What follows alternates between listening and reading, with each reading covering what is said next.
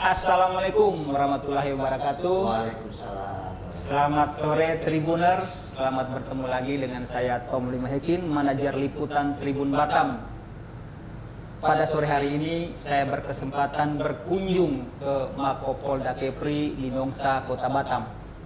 Saya juga memiliki kesempatan khusus mewawancarai Kabid Humas Polda Kepri, Bapak Kombes Pol Hari Goldenhar. Selamat sore. Selamat sore Bapak. Selamat bertemu lagi, salam kenal. Tribuners, kita tahu bersama besok kita merayakan hari ulang tahun ke-76 Bayangkara. Saya kira atas dasar itu saya menyiapkan waktu khusus untuk mewawancarai Bapak Kabid Humas Polda Kepri. Bapak Kabid, terima kasih sudah menyambut kami dengan tim di ruangan ini di Mako Polda Kepri. Baik Bapak, saya pada kesempatan pertama ini saya berikan kesempatan kepada Bapak untuk menyapa Tribuners semua yang juga masyarakat Provinsi Kepulauan Riau. Silakan Bapak. Assalamualaikum warahmatullahi wabarakatuh. Salam sejahtera untuk kita sekalian. Yang terhormat para Tribuners dimanapun para Tribuners berada, selamat menjalankan aktivitas. Semoga kita tetap diberikan kesehatan, kekuatan dalam menjalankan aktivitas, dan tetap ingat bahwa COVID-19 belum selesai. Artinya protokol kesehatan yang tahu adalah kita sendiri. Mari kita sama-sama tetap menjaga keamanan diri kita, keamanan orang lain dengan menerapkan protokol kesehatan sesuai dengan situasinya.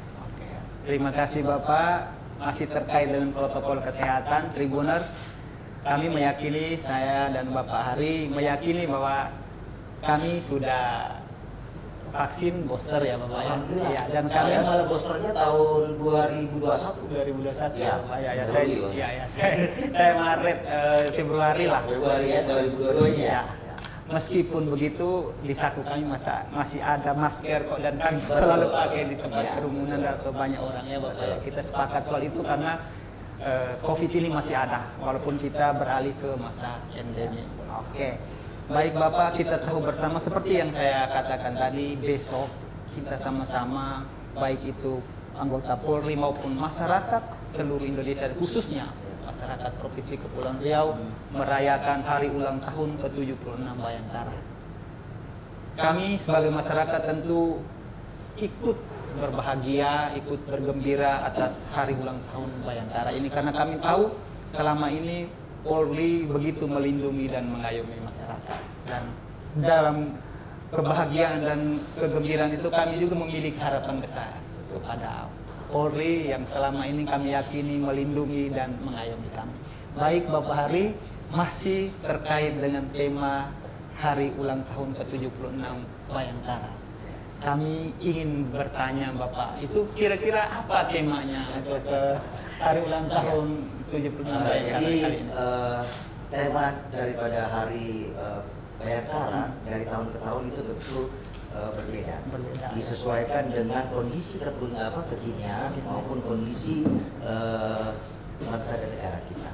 Untuk tahun ini temanya adalah Polri Presisi mendukung pemulihan ekonomi dan reformasi struktural untuk mewujudkan Indonesia tangguh, Indonesia teguh.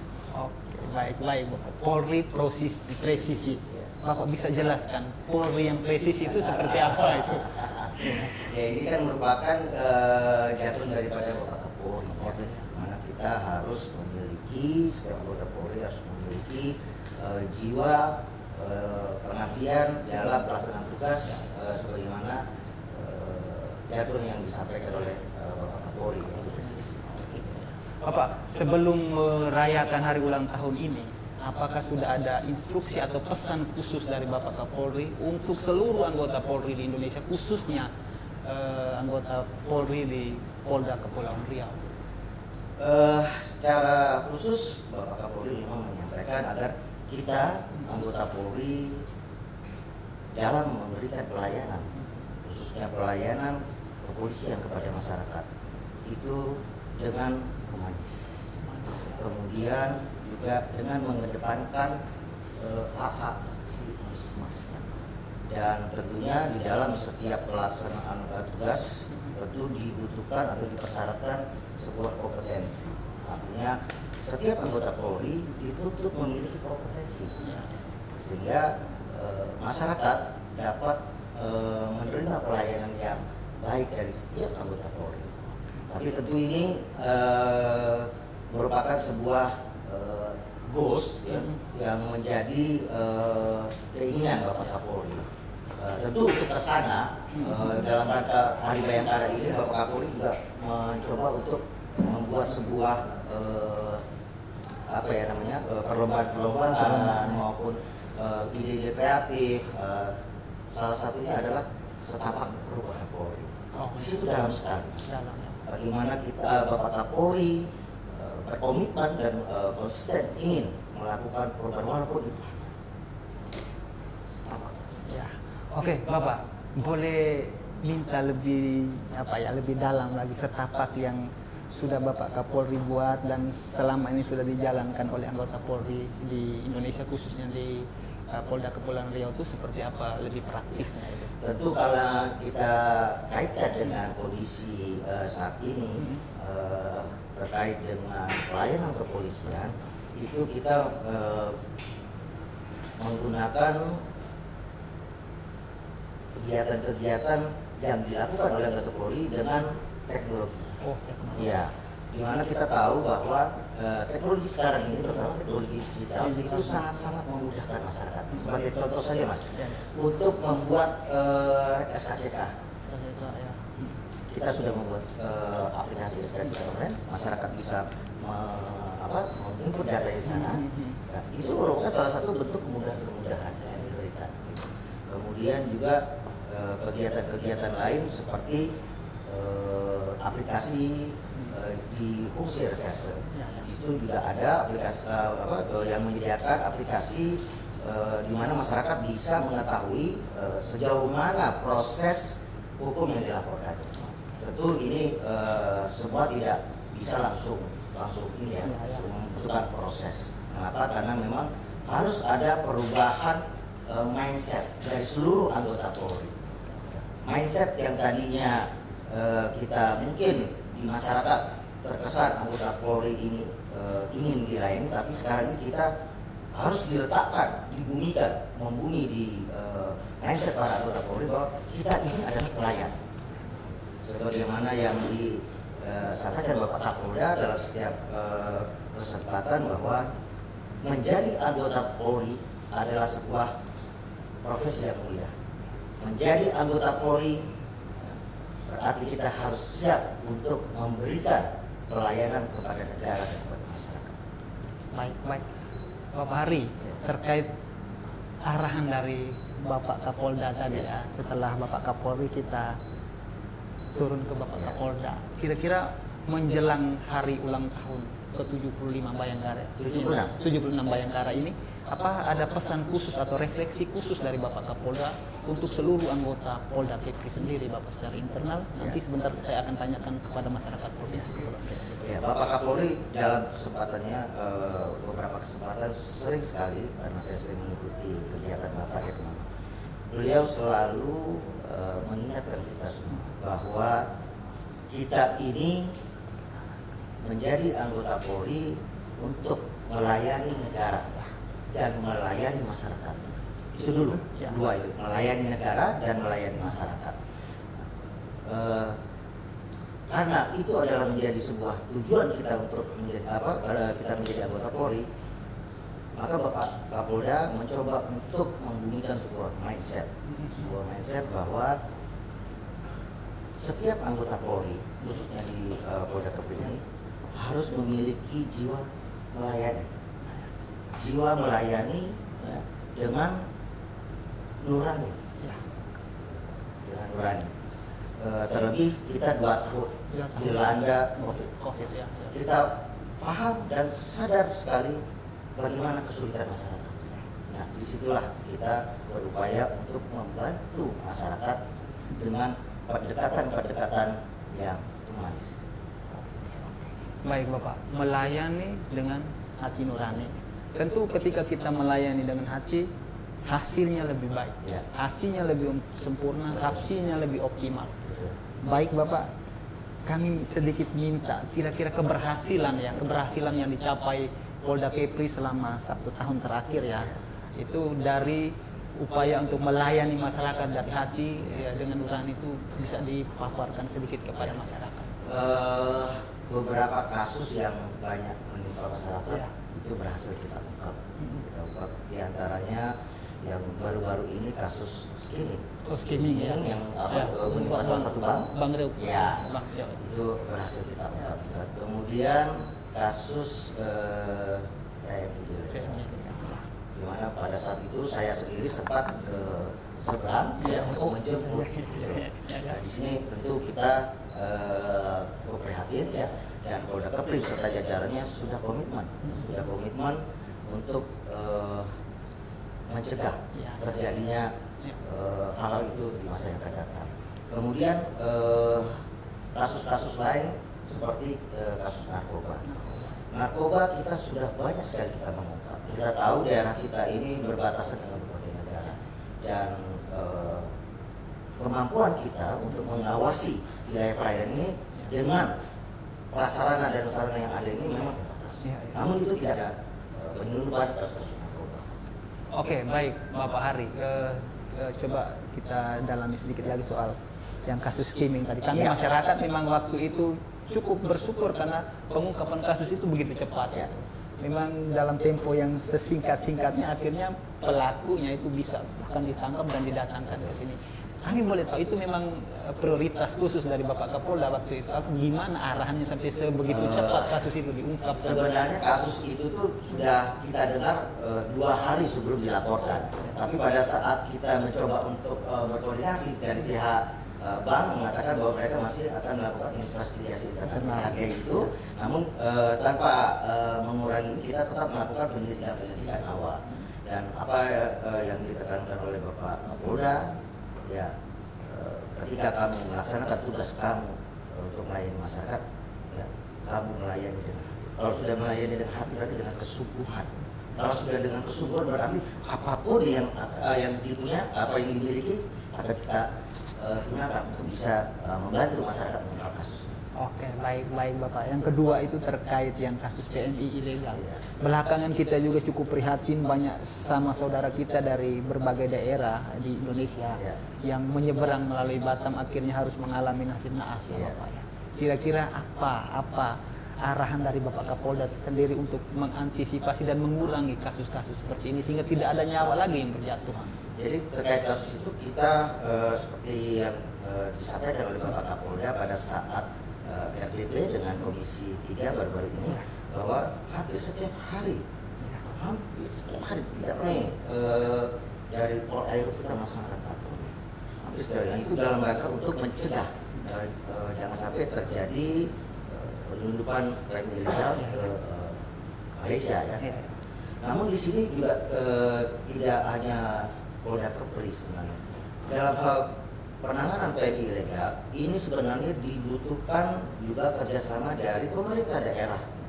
Kita sadari bahwa selama ini dari kasus-kasus yang sudah diungkap ada beberapa warga negara dari wilayah lain ya, warga negara Indonesia yang dari provinsi lain yang itu cukup besar.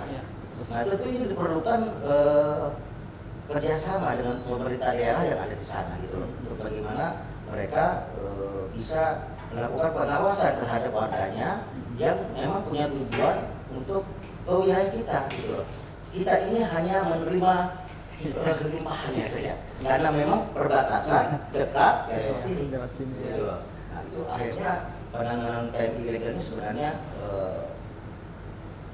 seyogyanya itu dilakukan secara bersamaan, baik dari pihak BP2MI, kemudian Polri, termasuk pemerintah daerah. Ya, tapi Bapak Kapolda tetap memberi konsen penuh terhadap penanganan ini ya, Bapak.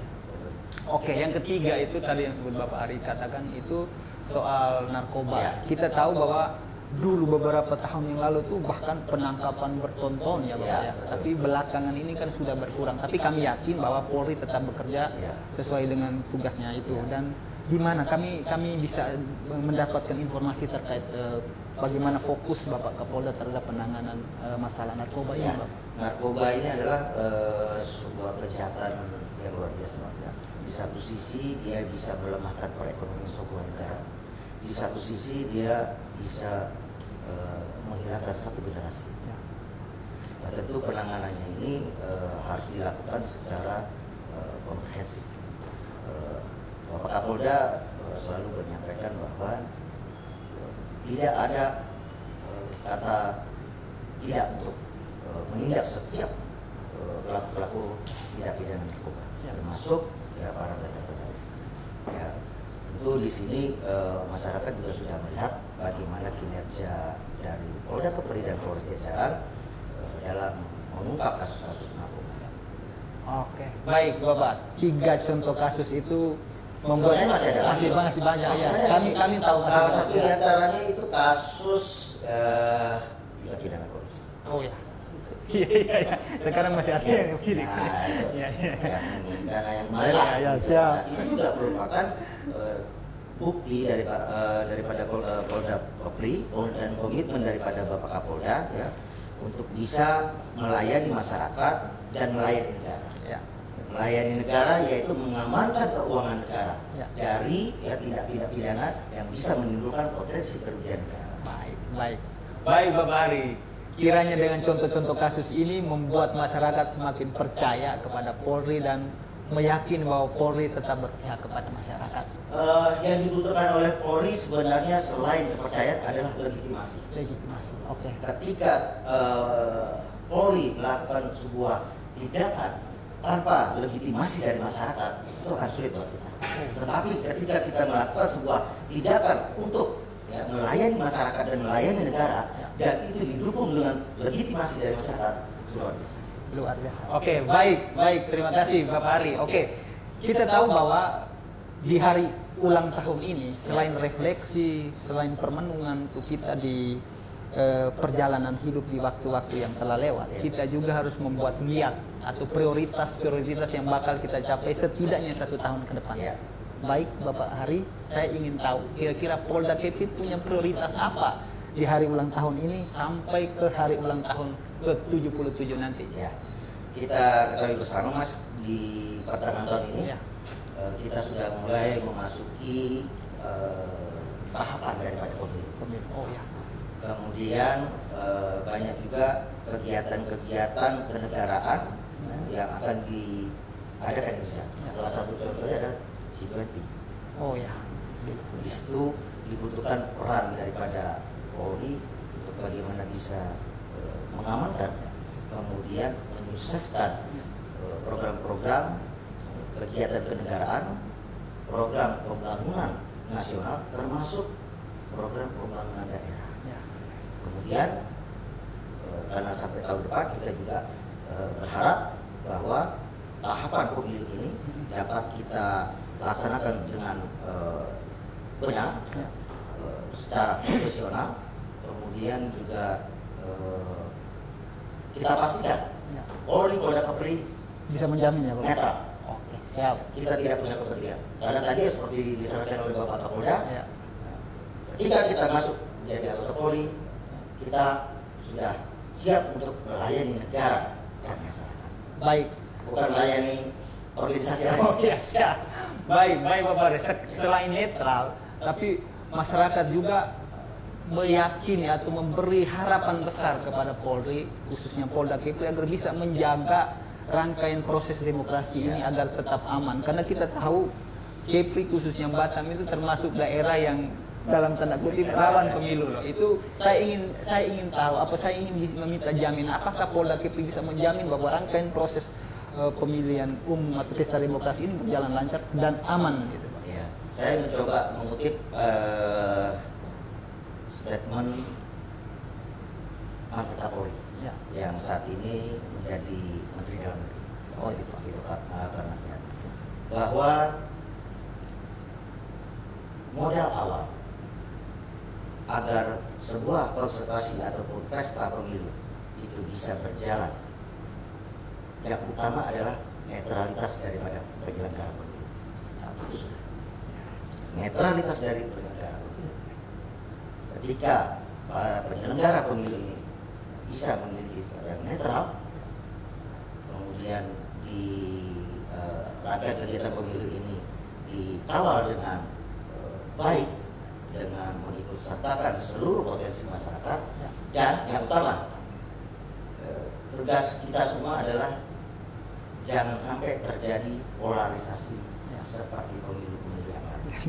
Kita tidak ingin terjadi keterbelahan lagi, dan itu sangat merugikan, sangat merugikan. Anak sama bapak bisa bertengkar hanya karena berbeda pilihan, sampai tidak ngomong, sampai tidak saling sapa itu kan. Baik Bapak Hari, selain pesta demokrasi sendiri, ada lagi prioritas yang juga tidak kalah pentingnya dari Polda Kepri untuk seluruh kehidupan di Kepri untuk 1 tahun ke depan paling tidak. Ya, tentunya kita mencoba sebagaimana temanya, bagaimana kita membantu dan bersama-sama seluruh stakeholder yang ada di Kepri ini agar perekonomian kita bisa berjalan kembali, agar pariwisata kita bisa pulih kembali. Ketika pariwisata kita bisa pulih, masyarakat bisa menjual produk-produknya kepada wisatawan, itu ekonomi akan bergerak dengan sendirinya. Ketika ekonomi bergerak, ya permasalahan-permasalahan yang ada di masyarakat itu bisa di. Baik, terima kasih. Itu peringatan tugas kami loh. Baik Bapak Hari, terima kasih ya. Kita sudah ngobrol dan kita pada akhirnya sampai di penghujung obrolan kita sore ini. Saya selalu kembali kepada tema kita bahwa kita besok akan merayakan hari ulang tahun ke-76 Bayangkara. Biasanya di hari ulang tahun kita memberikan pesan dan kesan. Oke, Bapak Hari, di akhir dari obrolan kita ini saya ingin meminta semacam pesan dari Polda Kepri untuk seluruh anggota Polri di Polda Kepri dan juga seluruh masyarakat Provinsi Kepulauan Riau yang begitu mengharapkan pengayoman dan perlindungan dari kepolisian itu sendiri. Silakan Bapak. Ya, pesan di dalam rangka Hari Bayangkara yang ke-76, saya mencoba untuk mengutip apa yang disampaikan oleh Bapak Kapolda. Menjadi anggota Polri adalah sebuah pengabdian yang mulia. Menjadi anggota Polri berarti kita sudah siap untuk melayani negara dan melayani masyarakat, dan melayani negara dan masyarakat, melayani negara. Pesan untuk masyarakat Kepulauan Riau gimana Bapak?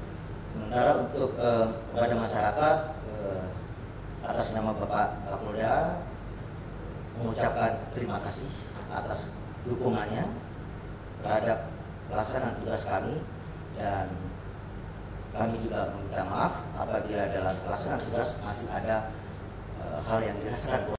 Tentu ke depan kami akan terus meningkatkan dan mengevaluasi kinerja daripada kesatuan dan kinerja daripada personel-personel kami. Baik, terima kasih Bapak Hari. Tribuners, itulah wawancara saya secara pribadi dengan Kabid Humas Polda Kepri, Bapak Kombes Pol Hari Goldenhar.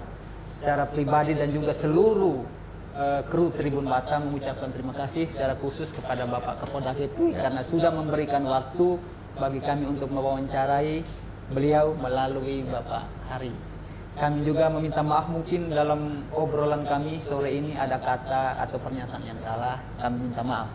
Dan Tribuners dari Satu lagi loh Mas. Oh iya, gimana Bapak? Satu lagi, Ya. bahwa kami juga menyampaikan ucapan terima kasih kepada seluruh media dan jurnalis. Tanpa media dan jurnalis, tentu kami tidak bisa menyampaikan hal-hal yang menjadi keberhasilan kami. Karena peran media dan jurnalis lah, maka masyarakat bisa mengetahui kerja-kerja kami. Baik, terima kasih juga Bapak Hari. Tribuners, itulah obrolan saya dengan Bapak Hari sore ini. Semuanya terbuka dan dari obrolan ini Tribuners bisa tahu bahwa sampai saat ini Kepolisian Republik Indonesia masih berpihak kepada masyarakat. Kepolisian berjanji akan melayani masyarakat dengan hati dan dengan nurani. Kita serahkan, kita percayakan seluruh hidup kita dalam perlindungan dan pengayoman Kepolisian Republik Indonesia. Saya Tom Lima Hekin, Manajer Liputan Tribun Batam, mengucapkan terima kasih dan menutup dialog kita ini dengan wilayah taufiq wal hidayah. Wassalamualaikum warahmatullahi wabarakatuh. Salam sehat. Waalaikumsalam warahmatullahi wabarakatuh. Terima kasih Pak. Oke.